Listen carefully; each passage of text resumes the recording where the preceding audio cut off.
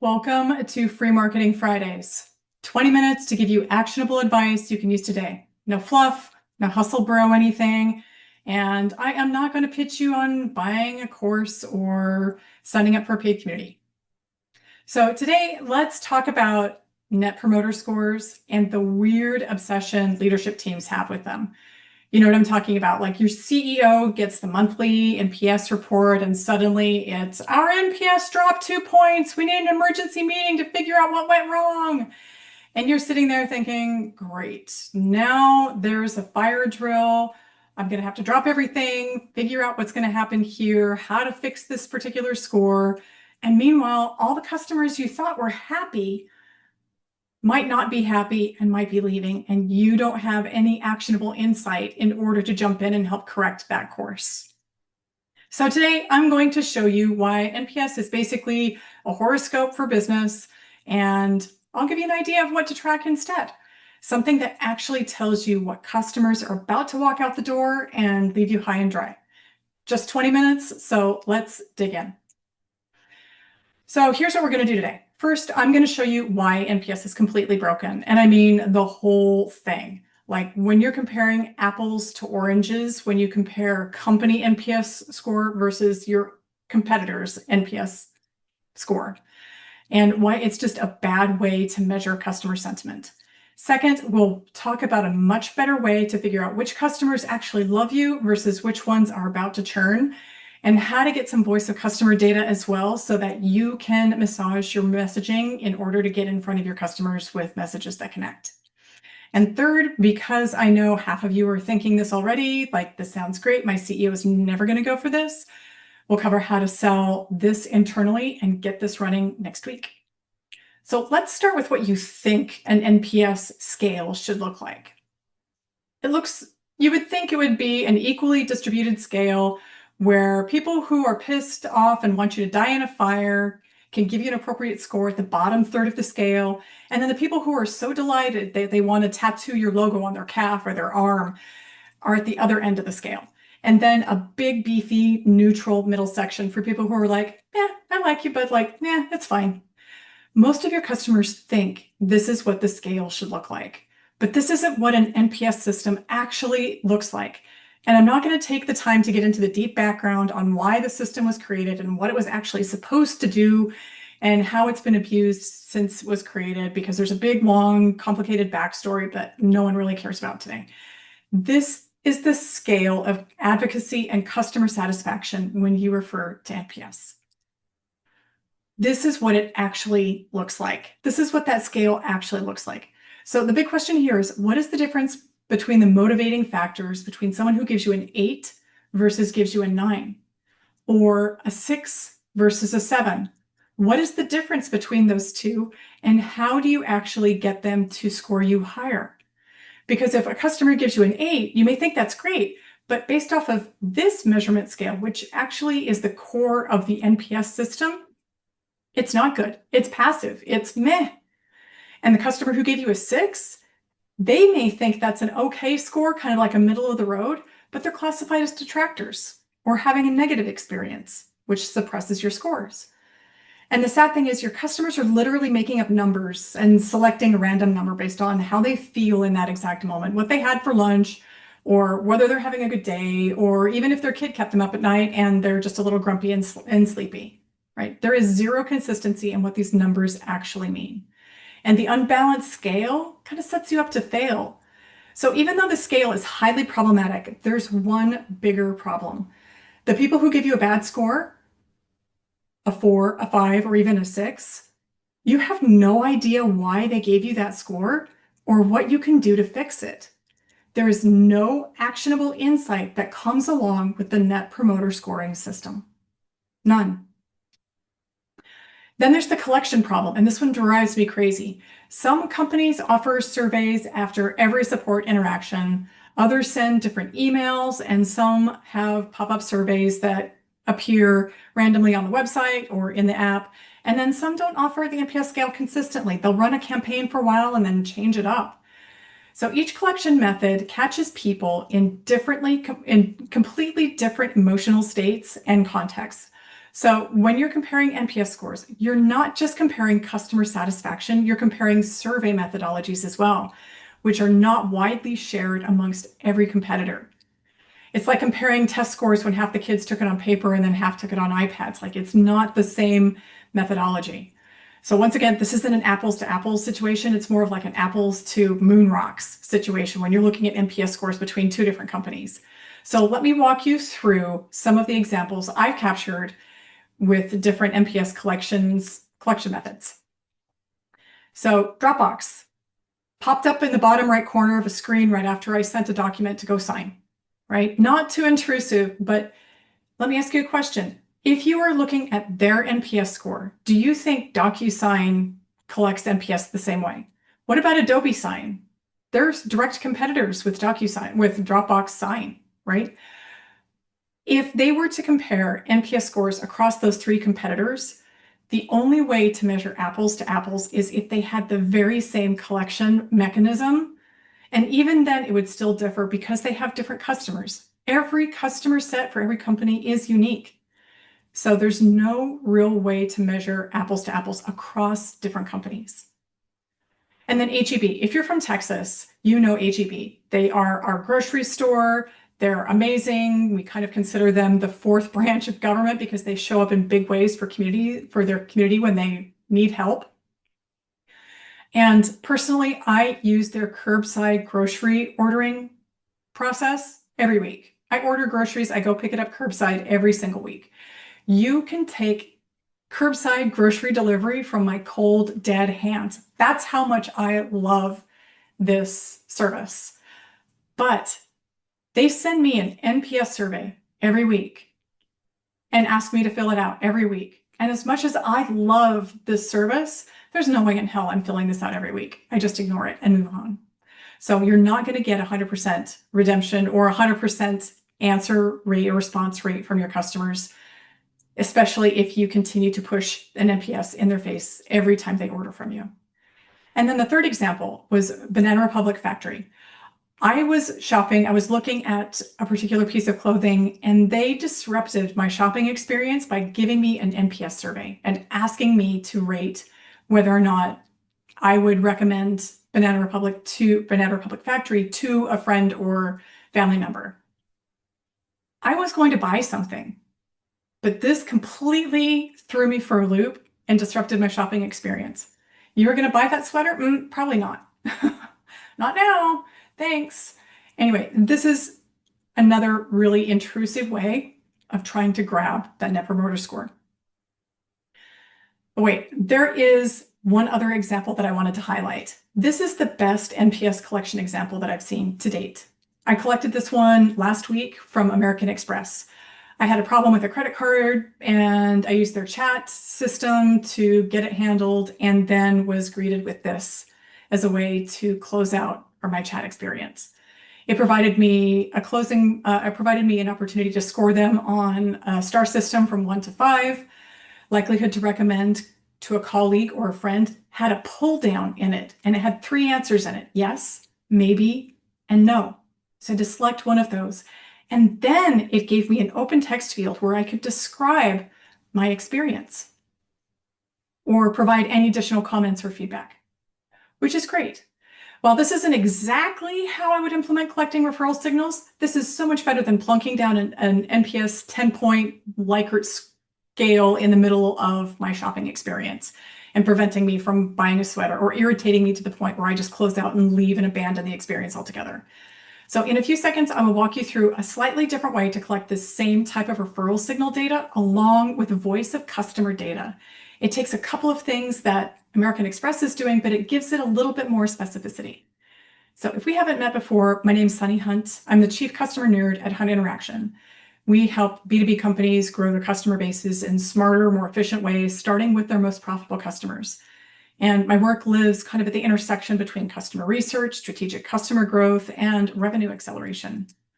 And I've worked with companies on their customer growth challenges, over 80 different companies and across 15 different industries. And one of the things that surprised me and continues to surprise me is that customer growth challenges are pretty similar across the board, no matter what industry you're in. So back to NPS. What would you track instead of NPS? I call it a referral logic test. It's 2 questions. Like, that's it. First question is, have you referred us? And it has 3 options, very similar to that American Express example. Yes, no, not yet, or no, and I won't. Then a second question, what would you tell them about us in an open field and let them explain in their own words?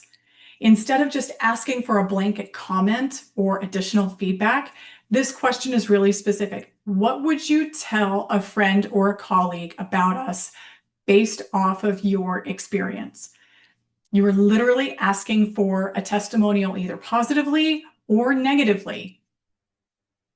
And when you ask somebody for a testimonial, the thing that they value most or the thing that irritated them most tends to come to the top of their comments or is highlighted in their comments in some way because they have passion around it, either positively or negatively.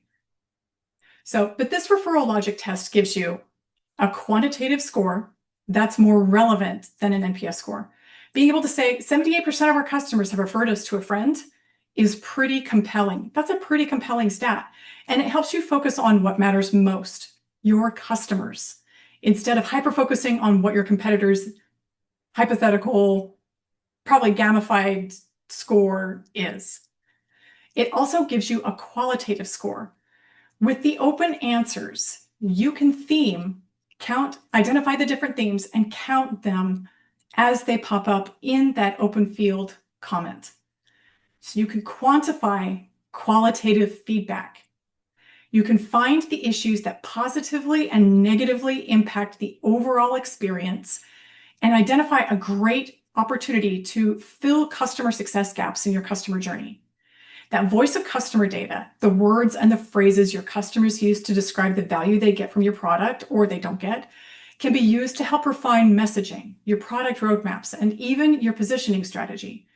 Customer advocates are literally giving you a testimonial about what they value most about your product or service. But then here's what each one of those responses tells you. When someone says, yes, I've referred you, these are your strongest advocates. You can't take them for granted. You have to nurture those relationships. Find a way to ask them for more referrals and pay close attention to how they describe you, because that is your real value proposition. When they answer, no, I haven't referred you yet, that means they're satisfied, but they're not passionate or haven't found an opportunity to refer you to somebody they feel qualified to receive their information or receive their feedback. They're not unhappy, but they're not excited enough yet to put their reputation on the line by recommending you in a really passionate way.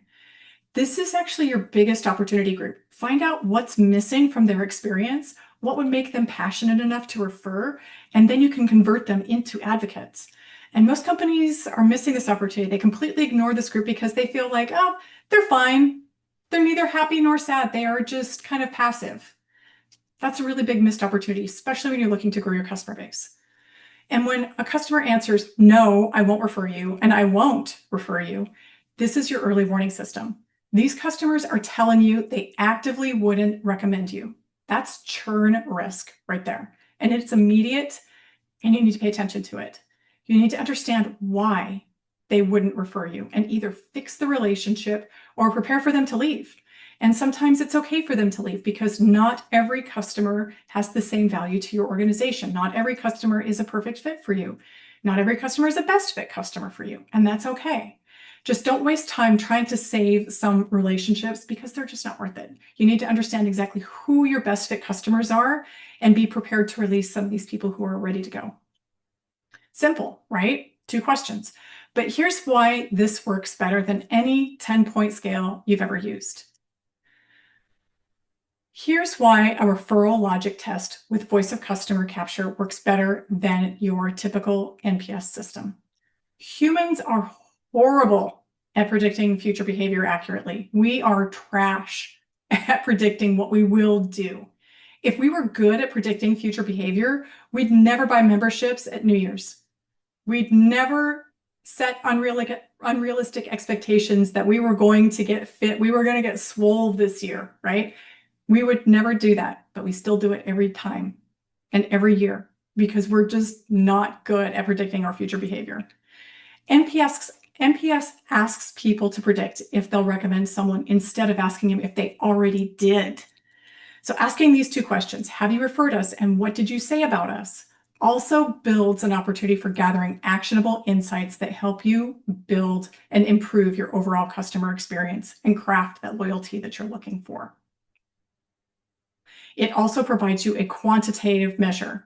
You're able to measure specifically a percentage of customers who would actively refer you or who might refer you, as well as customers who would not refer you. And you get that voice of customer data, that qualitative words, feelings, phrases that are used and expressed on a regular basis. And you have an opportunity to measure those and turn that qualitative data into quantitative measures to help improve your business.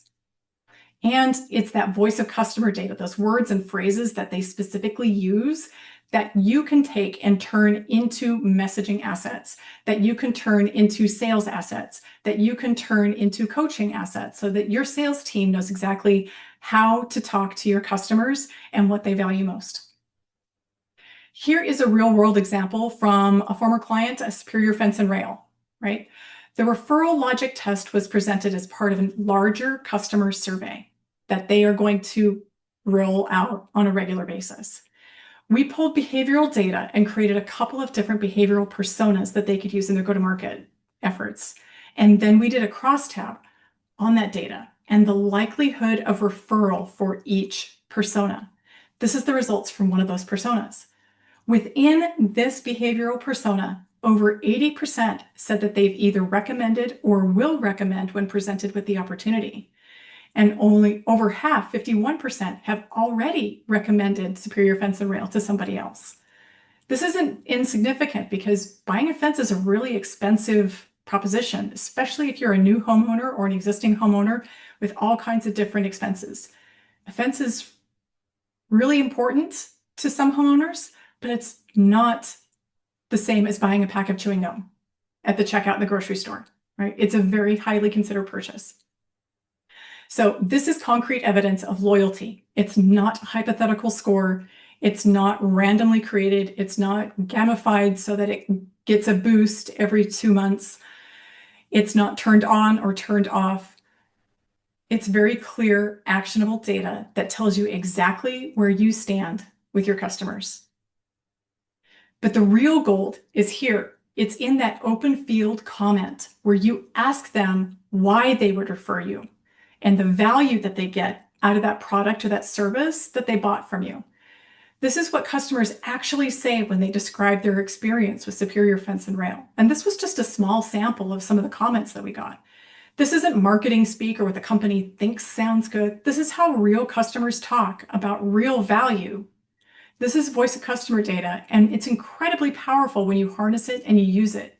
So again, you can collect the common themes and count them from these comments and use the words to influence your tone and voice guides and other go-to-market motions. And yeah, this is for a fencing company, but we've also done this for B2B motions inside healthcare companies, SaaS companies, industrial companies, and even most recently, a coin collecting retailer. So it can be as broad or as niche, or it doesn't necessarily need to be constrained to one particular industry. It has a similar effect no matter which industry you apply it to.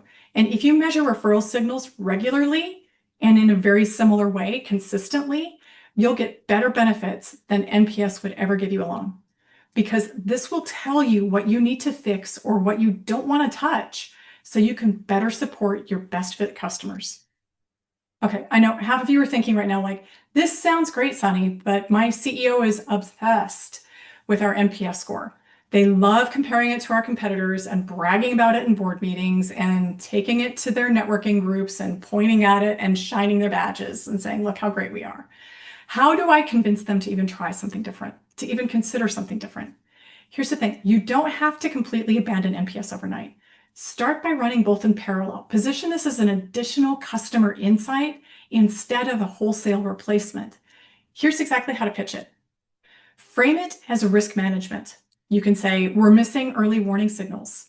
Our NPS looks good, but we're still losing customers we thought were happy. Our churn rate continues to increase even though our NPS is stable.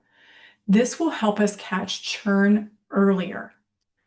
And then you can lead also with revenue impact. You can actually go forward and do the math and say, if we were to save 2% of the people who were anticipated to churn, this would be that much revenue that we could save and recapture. Do the math and use the math to actually help advocate for this position. And then you could also make it about a competitive advantage. You could say, while our competitors are stuck comparing meaningless benchmarks, we have actual insights about what drives referrals and loyalty, and a path that we have now that tells us how to get more of it. And you can start small. You can say, let's test this with one customer segment for 90 days and compare the insights to what we get from NPS. And then measure it out and show that there is an opportunity to move forward and show that you do have a path forward to correct some of this behavior that you don't want to see from customers. You want to see more customers saying that, yes, they have referred you, and fewer customers saying, no, they would absolutely not refer you. So most executives will get on board when you show them actionable data and a path and a roadmap that they can actually use to make decisions. So after listening to me drone on about what garbage NPS is for about 20 minutes and giving you a better way to measure referral signals, if you're not convinced that this isn't at least a slightly better way to measure referral signals, we're probably not going to be friends. And you know what? That's okay. That's okay. I realize that I'm not for everybody, and I'm good with that. But if I can leave you with one thing, stop comparing NPS to companies with different customers and different problems and different ways of measuring that score. You're wasting time on meaningless benchmarks. Start getting data and insights that help you support the customers you have so you can go out and get more of them. Past behavior beats future predictions every single time. Your customers will tell you exactly what you need to know. You just have to ask the right questions. And if I were you and fighting the NPS battle, here's what I would do. Recommend a 90-day test. Run the test parallel to your existing NPS collection and focus on the outcomes or the actionable insights that you get from NPS, which, spoiler alert, there aren't any, versus the test. Spoiler alert, there are actionable insights and voice of customer data that you can lean on. Then report all of this up and out to your teams who rely on customer referral data and customer insights to make better, faster, more confident decisions. If they like what they see, they can help be a voice internally for switching from NPS to better referral signal capture for the business. So that's all we have today. Thanks for joining me on Free Marketing Fridays. I hope that you learned something useful that you can take action on today, and I will see you next time.